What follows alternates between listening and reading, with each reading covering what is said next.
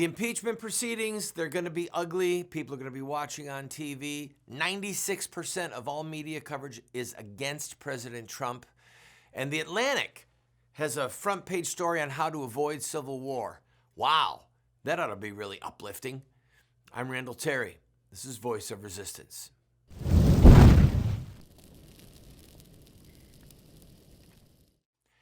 As I was preparing for today's program, I thought about the country that I want to live in.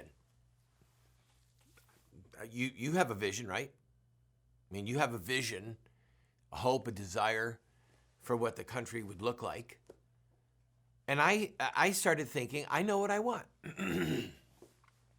I want a country where I could reach a level as a public figure and a political figure where I could basically do whatever I wanted and my family could do whatever it wanted, and we would face no repercussions whatsoever. I mean, that's what I dreamed about as a boy. When I was a boy, I dreamed of being president. I did, I admit it. I ran for president against Obama in the Democrat primary. I ran again in the general as an independent, to run ads of aborted babies. But I would really like to be president. And it would be so cool to get to the place for me and for my family where we could basically get away with anything. I mean, can you imagine can you imagine you being in a place where you were subpoenaed, let's say, by the government, and the government demanded a whole bunch of emails, let's say tens of thousands of emails, because they wanted to go back through your emails and see if you'd committed any criminal acts or if you had disclosed any top secrets. And that all you had to do was sit there at your computer and hit delete, delete, delete, not 30,000 times. You would actually pull up, every email to this person, I want to hit delete, bang, and just do massive deletes. And then you take the hard drive or your phone where some of the stuff might be stored, and you smash it. And you have a professional come in and use some kind of acid and literally wipe the server of your computer clean so that no one can ever retrieve the emails. Wouldn't it be cool to have that kind of power? I mean, literally, to be just above the law. Wouldn't it be cool if you got to the place where you could go to a court, a secret court, and you could make false statements and say to the judge, Your Honor, we need to put listening devices and tap the phones and the emails of these people because I think that they're colluding with communist China to interfere in our elections. And you could just literally lie to the court, and the court would give you a warrant, and you could spy on people. And then once the court found out that you were lying, right, that you committed a fraud on the court, that you faced no repercussions.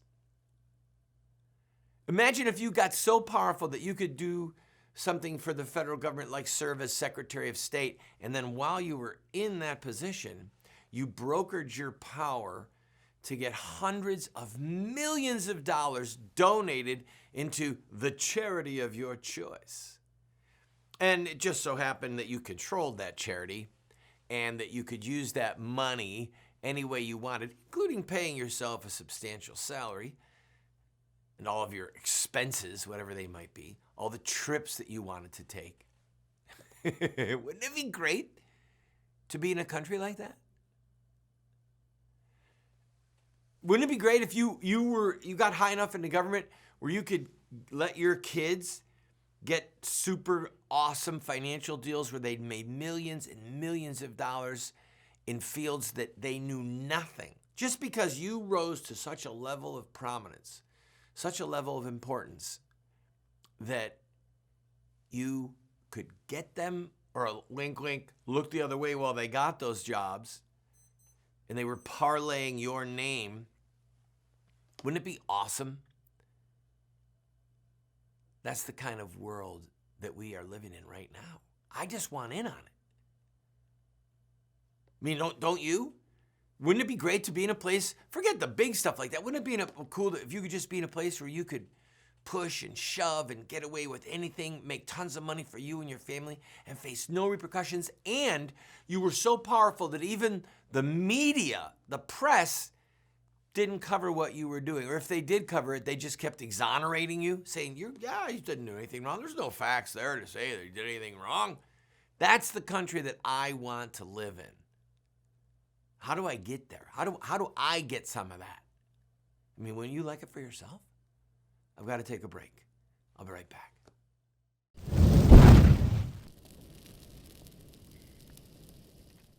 Introducing Roxy Guitar. If you're a guitar or bass player, whether you play acoustic or electric, check out Roxy Guitar. I've been playing for over 40 years and seen guitar stores all over America. I've never seen a store like Roxy Guitar.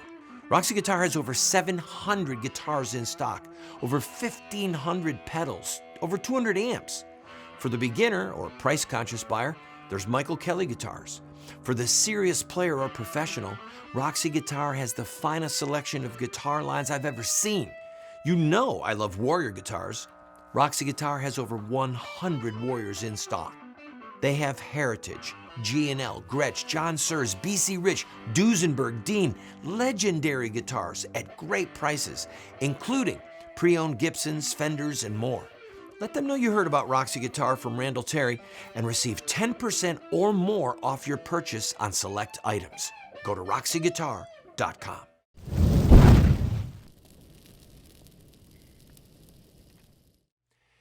Well, while you and I ponder how we can get to that level where we can basically do what we want, get away with it, let's ponder another thought. And that is delusion and division. Delusion and division. I hear Republicans do it, I hear Democrats do it, and honestly, it's either delusion or it's deception, or it's somebody just trying to get a cute soundbite. And this is what I'm talking about. The American people believe that this president needs to be impeached. The American people understand that Adam Schiff's inquiry is like something from the Soviet Union, and they're disgusted by it.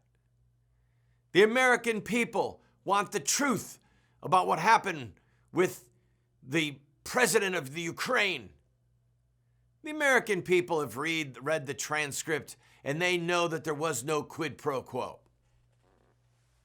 I'm really tired of hearing people. I'm just talking for myself. Maybe you like it. I'm tired of hearing people talk about the American people. I stopped doing it a long time ago. You see, in that statement, there is a deception. Whether it's on purpose or not, I don't know. And there's a delusion. The deception is that the American people as a body want anything. The American people have voted and they put in Barack Obama. Well, no, a majority of the people who showed up to the polls voted, and he won the Electoral College. I didn't vote for him. I despised his presidency. His presidency was worse than Bill Clinton's, and that's hard to imagine, all right? The point I'm making is simply this. We're divided. Let's not practice deception. Let's not live in delusion. Let's accept the division. We are a divided people. And the fractures, the depth of the division is probably as fierce as anything that happened in the 1850s. Now, I want you to, which of course that we were slowly moving towards the Civil War. Now, I want you to think with me about parallels between 1860 and now. When President Lincoln was elected, he said that he had no intention of abolishing slavery. Did you know that? Did you remember that? That President Lincoln stated beforehand he had no intention of destroying the peculiar institution. He believed it was a states' rights issue. He did make the speech that a house divided cannot stand. And I'm sure that in some ways that was a prophetic utterance, or maybe it was something that he used on the stump. Because after all, he was running as a free soil candidate, which became the Republican Party, the Free Soil Party. But when he came into office, literally before he took the oath of office, South Carolina was saying, "We will not sit under an anti-slavery president." Now, what that meant was that he had uttered words that were against slavery. He was not an abolitionist. Do you understand? Someone could be against slavery, but absolutely not be an abolitionist. Someone could say, "I think slavery is evil, it's horrible, I'm against it, but I certainly am not going to go along with abolishing slavery and letting all these slaves go free." No, no, no, no. So President Lincoln was not an abolitionist.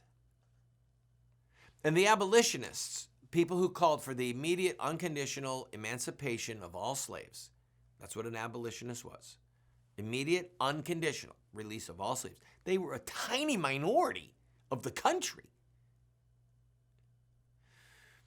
But President Lincoln was so despised by people in the South because he would even dare to utter that slavery was maybe not moral, that they would not sit under it. And so the press in the South began to lambaste him, and politicians began to come against him. They didn't talk about impeaching him. They just literally started a civil war. They were so committed to their diabolical scheme of holding other human beings in bondage that they would not stay in a country where a president said, "Well, maybe we should just limit slavery to where it exists already and not let it go west. Or maybe we should let the people of each of those states decide." You understand? They were so fiercely committed to their godless, demonic agenda that they would plunge the nation into bloodshed or tear the nation apart. You can see where I'm going with this. That's what we're dealing with, the Democrats and the media. Before President Trump took the oath of office, there were people talking about impeaching him. Now think that went through with me. To have an impeachable offense, you have to have a high crime or a misdemeanor, still none of which have been shown that President Trump has committed. But before his inauguration, people were talking about impeaching him, and it has been going on, literally now, for 3 years. Do you see the parallels? The people in the Democrat Party are so committed to their godless agenda of murdering babies, of open border in the South, that they are literally willing to rip this country apart and falsely attack a president, like they did against Lincoln. We're in trouble, folks. And I'm sick of hearing people talk about the American people. We are divided. Let's not be delusional. Let's accept the fact that we're divided, because if we do, then we can recognize the opponents, recognize the stakes, and accept the fact that there's only going to be one winner. On some issues, there cannot be a compromise. There cannot be, all right, look, instead of killing 1,000 human beings, we're going to let you kill 500. Instead of holding 3 million people in slavery, we're going to let you hold 1.5 million. If you're committed to the end of killing human beings, or if you're committed to the end of slavery, you don't compromise with somebody who's a murderer, and you don't compromise with somebody who's a man-stealer, a kidnapper, a slave trader. There can only be one winner. And the sooner we accept that and go forward with that and look at who our enemies are and what their agenda is, the sooner we will be able to fight and to not delude ourselves by saying, the American people. A lot of American people want President Trump impeached. A lot of American people believe it is a horrendous, evil, unjust act, and they'll stop it at all costs. That means we're divided, people. I'm going to take a break. I'll be right back.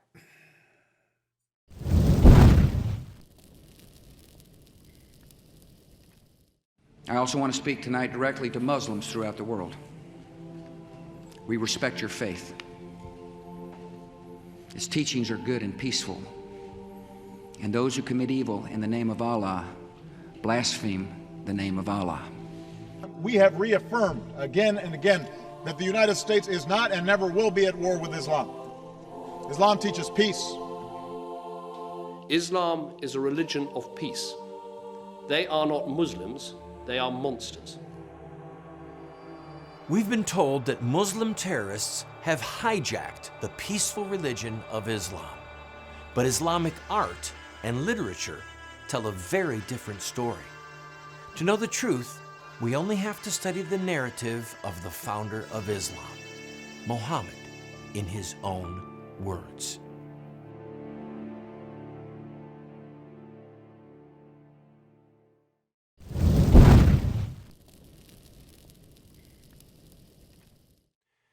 All right, so let's talk a minute about the impeachment inquiry that's going on with Adam Schiff and the Intelligence Committee. I want you to think through with me what it means to be a part of America and due process. When the Americans who prevailed in the Revolutionary War, and then, well, the new Americans who wrote the current Constitution, there were only 3 people who signed both documents, but I digress. So when they gave us the Bill of Rights, they had specific, very real memories about abuses of power that the English Parliament and the English Crown, the King of England, had committed against free citizens. The memory of St. Thomas More and other good people that were executed by Henry VIII. The memory of the Star Chamber, where they were having secret hearings, concocting evidence, changing rules of evidence, and then executing totally innocent people. Those things were in their mind when they gave us the Second Amendment.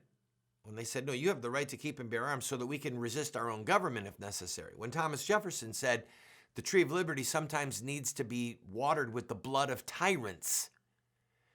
These statements in the Bill of Rights, these came from a body of knowledge that they had regarding injustices and usurpations of authority committed by British authorities, okay, whether the king or by Parliament.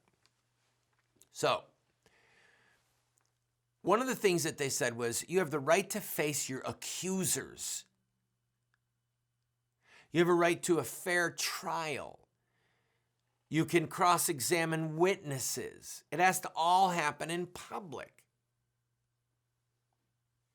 Think of what Adam Schiff is doing. He's having closed-door hearings about the impeachment of a president, all right? He is having people, he's not letting the Republicans ask questions. He's not letting the Republicans call witnesses. This stupid resolution that Nancy Pelosi passed about the rules were ludicrous the moment that they voted on them. Because it says that the chairman of every committee gets to decide whether or not the request of the minority, that means the Republicans, whether the request of the Republicans for witnesses or for questions will be granted. Imagine you being on trial and your attorney says, well, I'd like to ask this witness a couple questions. And the judge says, nope. Or the prosecutor says, I don't think I want him to ask those questions, Your Honor. Okay, no problem. You can't ask those questions. Well, wait a minute. I want to ask them if they were even at the scene of the crime. Nope, you don't get to ask. What? Well, I want to bring in a witness that shows that my client, the defendant, was not even there, or they didn't do what they said he did. Nope, you can't bring in those witnesses. What? This is the kind of stuff you expect from a communist Chinese court or a Soviet Union court or the Star Chamber or various hidden courts throughout time that were run by tyrants and despots. That is what Adam Schiff is doing. That is what the Democrat Party has degenerated to. Now, what's way more troubling is in our divided republic, there are some people that are so corrupt or so stupid, and I don't mean to be unkind, but stupid is as stupid does. There are some people that are so corrupt or so stupid that they would actually cheer on and support what Adam Schiff is doing.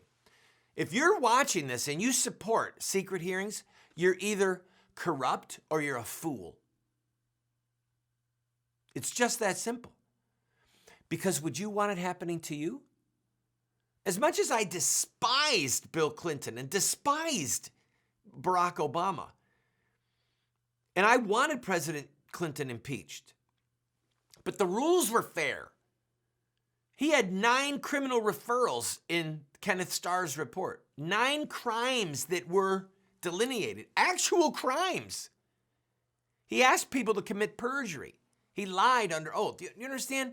So it's very different.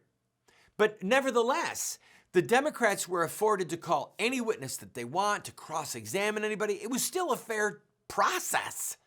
We don't have that with President Trump. And had the process been unfair with Clinton, or had something like this happened against Obama, I promise you, I love justice enough, and I'm worried about my rights enough, that I would have screamed bloody hell had the Democrats tried, or rather had the Republicans tried to railroad a Democrat. Because sometimes, by defending the worst of us, you protect the best of us. I've got to go away. I'll be right back. I can't believe I just quoted the ACLU. I've lost my mind.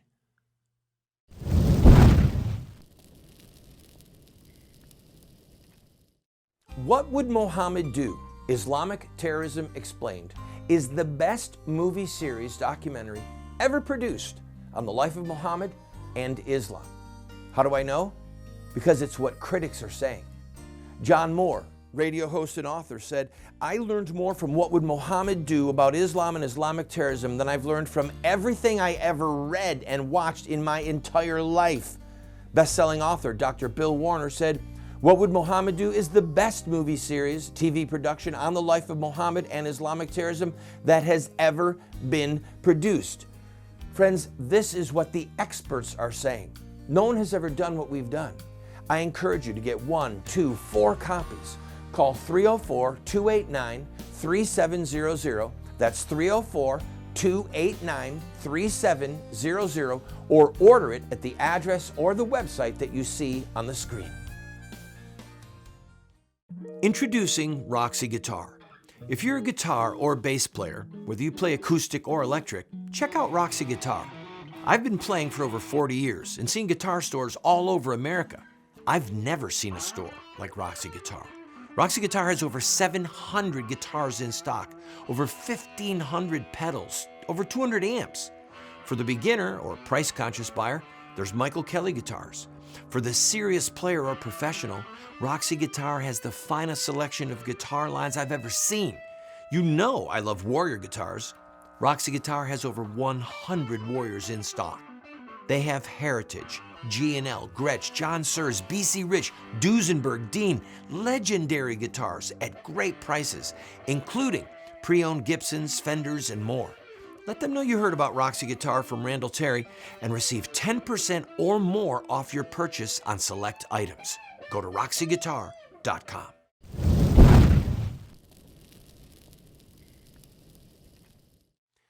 Friend, you and I have to decide what kind of America we want to live in, and then fight for it. And for those who don't want to fight, there's an old poem that says, "What if they gave a war and nobody came?" The next line of the poem has been forgotten by most people. It goes like this: "What if they gave a war and nobody came? The war would come to you."